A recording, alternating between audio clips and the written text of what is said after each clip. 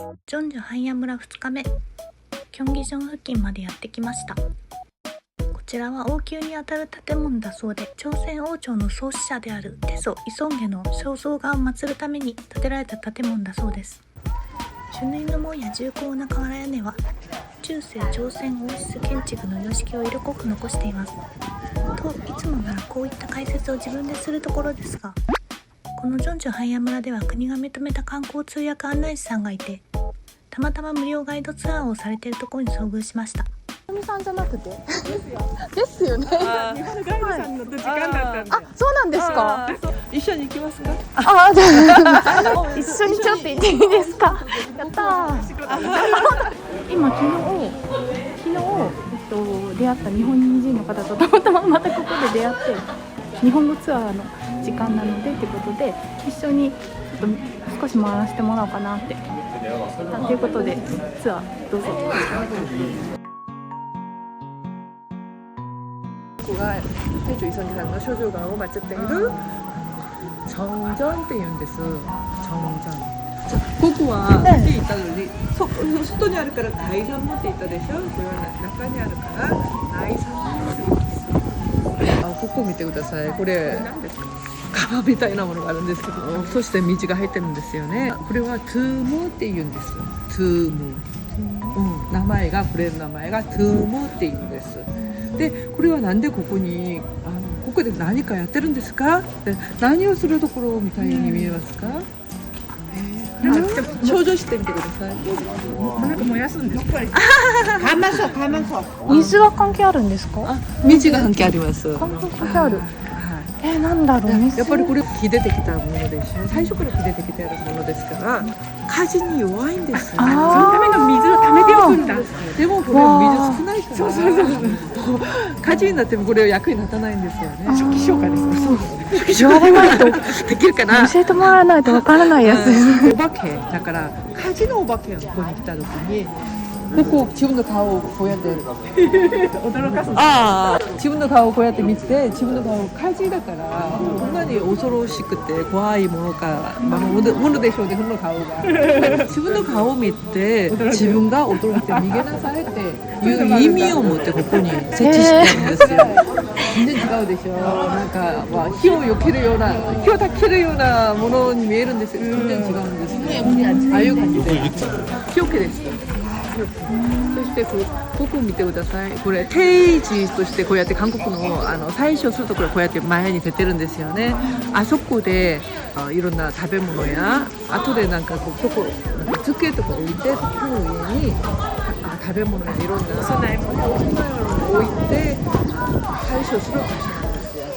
偉い人だからすごくたくさんでしょ。そうです。いやでも韓国では昔はそんなになんか華麗な供え物をした何よ。もう最近になってどんどん人々がいっぱいなんか食べ物を置くんですけど、本当に大変です。そうでしょうね。はい。クレキの1日とか韓国ではそんなって言って最初するんじゃないですか。私もなんか姑の家にいていっぱい料理をしなきゃいけないんです。供え物一緒に作らないといけないんですよ。女性だけがまだ作る文化は残ってますか？そうなんですよ。大変ですよ。もう昔はもう夜4時に起きたり3時に起きたりして姑が起きてなんか、音を出すのに私は寝るわけにもいかないから、もう1年に何回もあるからすごく大変だって聞きました。1年2回3回もあります。ここの真ん中の道歩いちゃダメなんです。そうですね。魂が通る。開いてみますか。右から入って左から出る。そうなんですか。逆からダメだって。私大丈夫だ。なんか結構古い建物ですね。亀裂が入ってちょっと上から塗装をしてっていう感じで、何年ぐらい経つんだろうこの建物。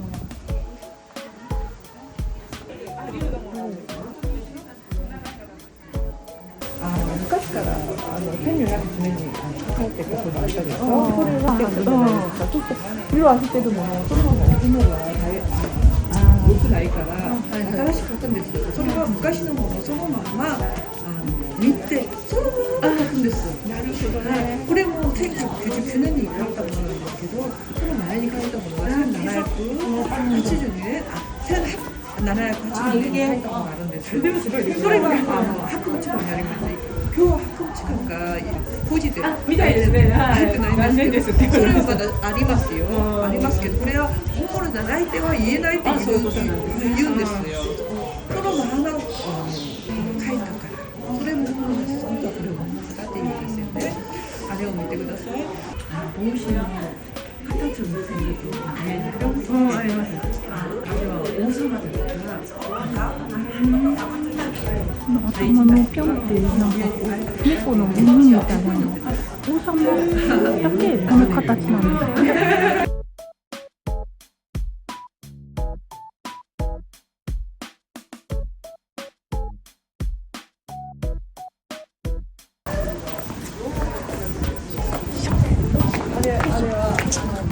もし1万ウォン札持ってる方いらっしゃるんですか1万円札。？1万ウォン札。一番大作。一番大作かな。王様について教えてあげましょう。そうなんだよ。そう、1万ウォン札に王様がいるんですけど。本当にこれだ。最初はこれは戦がって言うんです。セミの。セミの羽の形をしてるんです。で、私が言いたいのはこれです。後ろの絵を見てください。こっち？はい、月と太陽と山が5つありますよね。そしてこの町の木があって、滝がありありますよね。こちらにも全く同じものがこっちにあります。セジョン川に後ろに王様がいるところは必ずこの絵がつくんです。この絵の名前は일월오봉도。일というのは日、월というのは月。일월日、日、月、5つの氷。氷、日本語でなんて言うんですか？山の頂の峰？峰だから일월 오봉도って言うんですよ。これは王様がいるところは必ず後ろにつくんですよ。そしたらここも王様だから後ろに必ずあります。暗くて見えないんですけど、確認しに行きますか？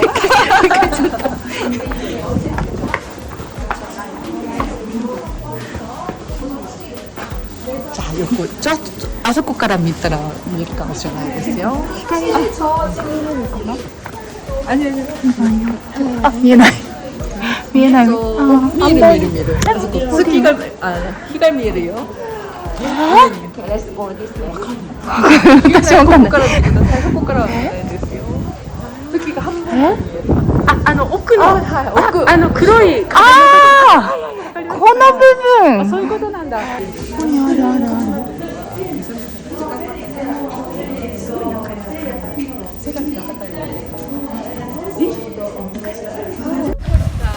今教えていただいたんですけど、肖像画って何人もの画家さんが描くんですって。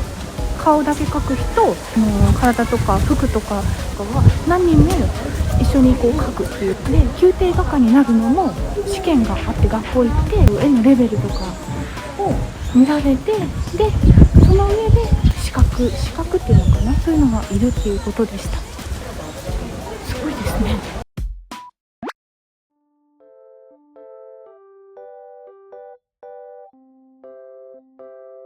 これについてちょっと話したいと思いますけど、何をするための建物？穀物を保存私もそれ思いました。米かな。下に何もないし、風通しがいいから、やっぱりね、米もいいと思いますけど、僕は違うっぽい。歴史の本。本も湿気に弱いから。本。特に朝鮮王宇宙の実録っていうものがここに保管されてあるところなんです。中にあるんですか？今はね展示室になってるんですけど、今はソウルにある규장각っていうところに複室ってあります。で、これは朝鮮時代1400年代に1438年にここに建てられたんですけど、ずっとここに朝鮮王宇宙実録がここに保管されたんです。だから韓国の4カ所に保管してる。一つの場所に保管してるとなんかあった時になくなってしまう大事な書物だからなくなってしまうといけないでしょ。だから全国4カ所に分けて、こことソウルと 충주, 성주 っていうところ4カ所に集めて分けて保管してたんですけど、朝鮮王朝実録って聞いたことがありますか？何かネットのやつでこっちに来るときに見ました。これはね、1997年にユネスコ世界遺産として、認められて記録するんですよ。朝鮮王朝実録というのは朝鮮王様、太朝イサンゲからずっと王様のことに王様が死んで後でこの人が毎日いたことを記録したものを本としてまとめておいたものです。だから韓国のドラマを見ると王様の次隣になんか一生懸命書く人がいるんです。これを韓国でサガンって言うんです。だから王様の行動一つ一つ、言葉一つ一つみんななくさずに書くんです。それをなんか朝鮮通信使もその左岸の人がついてってずっと書いてるって、そうなんですよ。で王様にばっかり作るんじゃなくて、ああいうもう国のいろんなものを全部記録しておいてまとめるんです。それはいつと本としてまとめるかというと、その王様が亡くなってからで、その王様は絶対自分のものを見ることができないんです。その左岸というのはやっぱり若くて、心が正しくて、そういう人が選ばれるんです。そうじゃないと自分に悪いものとかそこの良くないものはもうなんて言うんですか、なくしなさいって言ったら、王様もその人たちがやってることはあんまりタッチできなかったんですよね。3代目の王ね、テジョンっていう人がいるんですけど、狩りが好きだったんですけど、狩りに行って馬に乗って行ったんじゃないですか。馬から落ちるんですよ。それをサガンが見たでしょ。書くわけじゃないですか。でそれを恐れてテジョンが言うんですよ。私が馬から降りたことはサガンが知らないようにしたって言うんですよ。でも書きますよね。書かれたんですよ。そうですよね。私知らない。それ全部それも書いて今残ってあるんです。面白いですね。でも一人書かれたんじゃなくて、その時代の天気とかなんか事件とかいろんなものがまとめて書いてあるものなんです。それをそこに書かしてたものだから、どんなに大事なものであるか分かりますよね。でもそれがやっぱり1990年火事があった、97年に火事があって、ここはに焼けちゃうんですよ。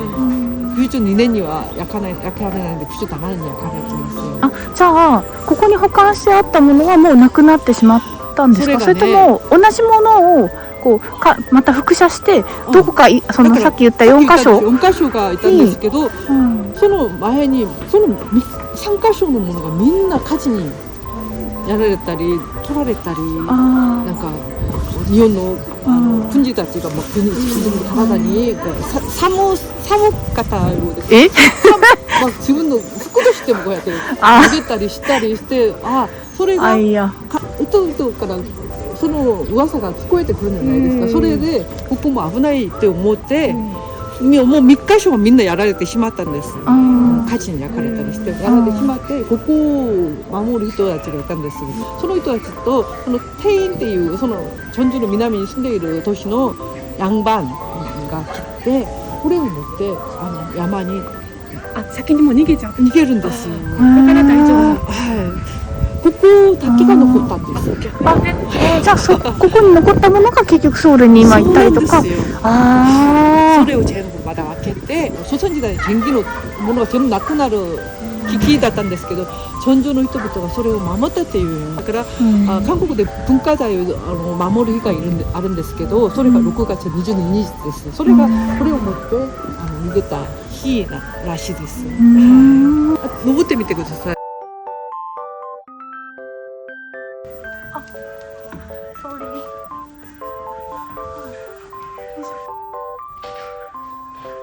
結構広い作りになってますね。ここに